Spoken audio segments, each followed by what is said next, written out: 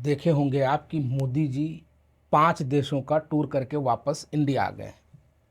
जब foreign policy की बात होती है और इंडिया के प्रोस्पेक्टिव में और रेस्पेक्ट में देखा जाता है, तब इंडिया का जब आज़ाद हुआ इन 1947 में, तो इसके सामने एक बहुत बड़ा चैलेंज था कि दुनिया 2 ब्लॉक में थी, यानी विश्व में 2 ब्लॉक थे, यानी कि यूएसएसआर और यूएसए।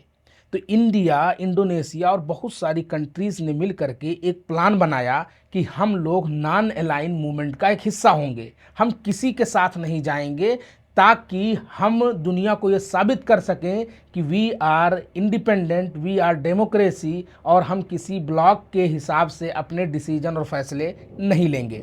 हम आपसे यहाँ डिस्कस करने ये आए हैं कि क्या भारत की जो फॉरेन पॉलिसी थी 1947 के बाद जो चली आ रही थी, गौतम बुद्ध की एक पॉलिसी थी कि हम्बलनेस, काइंडनेस और पीस कीपिंग में जिस तरह से यूएन का योगदान रहा है भारत का, क्या उसमें कोई बदलाव हुआ है? क्या आपको नहीं लगता कि इंडियन फॉरेन पॉलिसी पहले के मुकाबले में अब के टाइम में बहुत सारी चेंजिंग आई है? अभी आपने देखा कि दुनिया एक वार के सिचुएशन से झेल रही है। इजराइल और अमेरिका मिल करके ईरान पर अटैक करते हैं। वहाँ भी जो इंडियन गवर्नमेंट की फॉरेन पॉलिसी पर बहुत सारे जो इंटेलेक्चुअल्स हैं, उन्होंने क्वेश्चन मार्क लगाया कि जिस इंडिया की origin foreign policy non align movement की थी, उस टाइम पीरियड में इजराइल में प्रधानमंत्री ऑफ इंडिया वहाँ होते हैं और उसके दूसरे दिन ही अटैक हो जाता है। तो क्या ऐसा नहीं लगता कि इजराइल की तरफ या यूएसए की तरफ या इंडियन फॉरेन पॉलिसी किसी एक ब्लॉक की तरफ टिल्ट है? वो न्यूट्रल अपने पर डिसीजन नहीं ले पा रही है, और उसी का खामियाजा कई बार इंडियन जो पॉपुलेशन है वो इमोशनली अटैच थी ईरान से, क्योंकि इंडिया और ईरान का जो रिलेशन है वो लॉन्ग टर्म में बहुत पुराना सिविलाइजेशनल लेवल पर इनके दोनों के संबंध रहे हैं।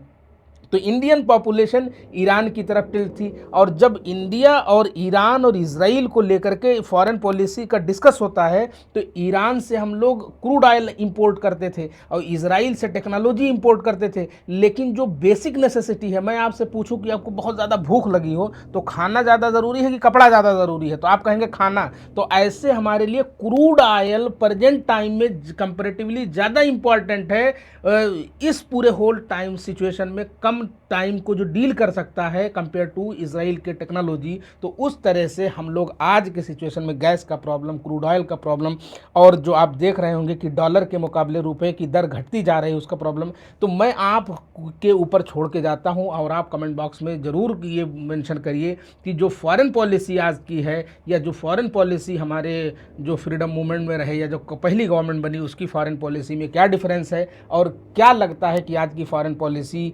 अपने लेवल पर कहाँ स्टे करती है। Thank you very much.